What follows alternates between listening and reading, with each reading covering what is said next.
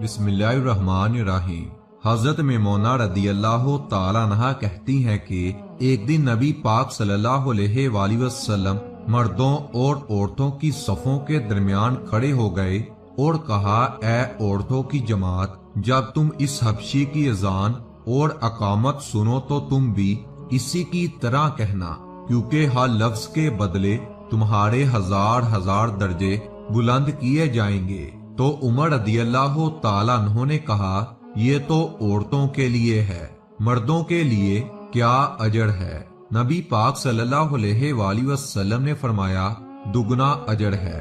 ए उमर, फिर आप सल्लल्लाहु अलैहि वसल्लम औरतों की तरफ मुतवज्जा हुए और फरमाया, अगर कोई औरत अपने शोहर की तायत करती है, उसका हक अदा करती है, उसकी अच्छाई बयान करती है और अपने नफ्स और उसके माल में खयानत नहीं करती, तो जन्नत में उसके और शुहदा के दरमियान सिर्फ एक दर्जे का फर्क होगा।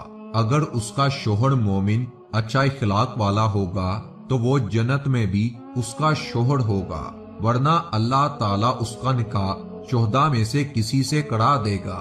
इसी तरह सैयदना उमर रदी अल्लाह ताला अन्हु कहते हैं कि रसूलुल्लाह सल्लल्लाहु अलैहि वसल्लम ने फरमाया, जब मौज़न अल्लाहु अकबर कहे तो सुनने वाला भी यही अल्फाज दुहराए, और जब वो अशहदु अल्ला इलाहा इल्लल्लाह और अशहदु अन्ना मुहम्मद रसूलुल्लाह कहे, सुनने वाला भी यही अल्फाज कहे, और जब मौज़न हय्य अलल सलाह कहे तो सुनने वाला भी ला हौला वला कुव्वता इल्ला बिल्लाह कहे। फिर मौज़न जब हय्य अलल फलाह कहे तो सुनने वाले को ला हौला वला कुव्वता इल्ला बिल्लाह कहना चाहिए। मौज़न जब अल्लाहु अकबर और ला इलाहा इल्लल्लाह कहे तो सुनने वाले को भी यही अल्फाज दुहराने चाहिए, और जब सुनने वाले ने इस तरह खलूस और दिल से यकीन रखकर कहा तो वो जन्नत में दाखिल हुआ, बशर्तिया के अरकान इस्लाम का भी पाबंद हो। हजरत अब्दुल्ला बिन उमरू बिन आस रदी अल्लाह ताला अन्हु फरमाते हैं, फरमाया रसूलुल्लाह सल्लल्लाहु अलैहि वसल्लम ने, जब तुम मौज़न को सुनो तो तुम भी वही अल्फाज कहो जो वो कह रहा है, फिर मुझ पर दरूद भेजो, क्योंकि जो मुझ पर एक दरूद भेजता है अल्लाह ताला उस पर 10 रहमतें नाजिल फरमाता है। फिर अल्लाह ताला से मेरे लिए वसीला मांगो, और वो जन्नत में एक दर्जा है जो अल्लाह के बंदों में से एक ही के मुनासिब है। मुझे उम्मीद है कि वो मैं ही हूँगा। जो मेरे लिए वसीला मांगे इसके लिए मेरी शिफायत लाजिम है। उलमा ने फरमाया, शिफायत के वाजिब होने में खात्मा बिल खैर की तरफ इशारा है। इलामा इब्न नजीम रहमतुल्लाह अलैहि हजरत आयशा रदी अल्लाह ताला अन्हा और दीगर सल्फे सालहीन के वाकयात नकल फरमाते हैं कि वो हजरात अजान की आवाज पर रास्ते पर चलते चलते रुक जाते, लोहे पर मारने के लिए हथौड़ी उठाते, जैसे ही अजान की आवाज कान में पड़ती हथौड़ी छोड़ देते। इसी वजह से उलमा ने लिखा है, अगर तिलावत कुरान में भी लगा हुआ हो, जब अजान की आवाज कान में पड़े तो तिलावत मौकफ करे और अजान का जवाब दे। हजरत अली रदी अल्लाह ताला अन्हु के मुतल्लिक नकल किया गया है कि जब नमाज का वक्त आता तो चेहरे का रंग बदल जाता, बदन पर कपकपी तारी हो जाती। किसी ने वजह पूछी तो इरशाद फरमाया कि उस इमानत के अदा करने का वक्त जिसको आसमानों जमीन उठा ना सके, पहाड़ उसके उठाने से आजिज हो गए। मैं नहीं समझता कि उसको पूरा कर सकूंगा या नहीं। हजरत अब्दुल्ला बिन उमर रदी अल्लाह ताला अन्हु एक मर्तबा बाजार में तशरीफ फरमा थे कि जमात का वक्त हो गया। लोग अपनी अपनी दुकानें बंद करके मस्जिद में दाखिल हो गए।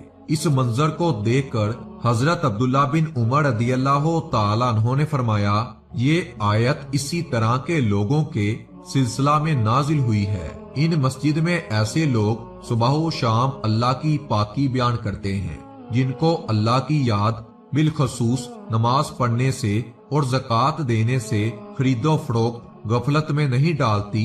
वो ऐसे दिन की पकड़ से डरते हैं जिस दिन बहुत से दिल और बहुत सी आंखें उलट जाएंगी।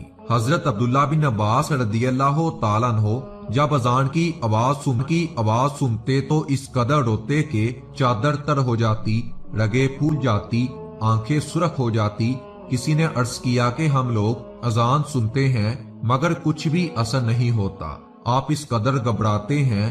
ارشاد فرمایا کہ اگر لوگوں کو یہ معلوم ہو جائے کہ مؤذن کیا کہتا ہے تو لوگ راحت و آرام سے محروم ہو جائیں اور نیند اڑ جائے۔ ایک حدیث شریف میں مذکور ہے کہ اذان اور اقامت کے درمیانی وقت میں کی جانے والی دعا رد نہیں کی جاتی۔ اسی لیے اس حدیث کی روح سے اگر اذان کے بعد مسنون دعا اور درود شریف کے پڑھنے کے بعد اقامت تک اپنی کسی حاجت کے واسطے جو بھی دعا مانگی جائے اس کی قبولیت کی زیادہ امید ہے۔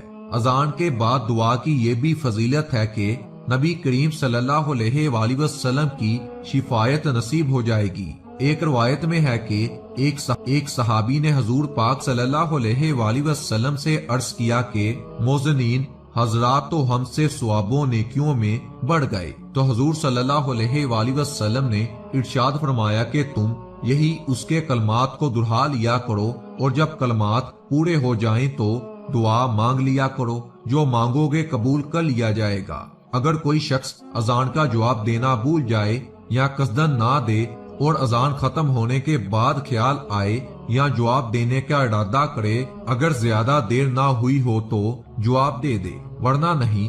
حضرت ابو سعید خدری رضی اللہ تعالیٰ عنہ نے ان سے بیان کیا کہ میں دیکھتا ہوں کہ تمہیں بکریوں اور جنگل میں رہنا پسند ہے، اسی لیے جب تم جنگل میں اپنی بکریوں کو لیے ہوئے موجود ہو اور نماز کے لیے اذان دو تو تم بلند آواز سے اذان دیا کرو، کیونکہ جنوں انس بلکہ تمام ہی چیزیں مؤذن کی آواز سنتی ہیں، قیامت کے دن اس پر گواہی دیں گی۔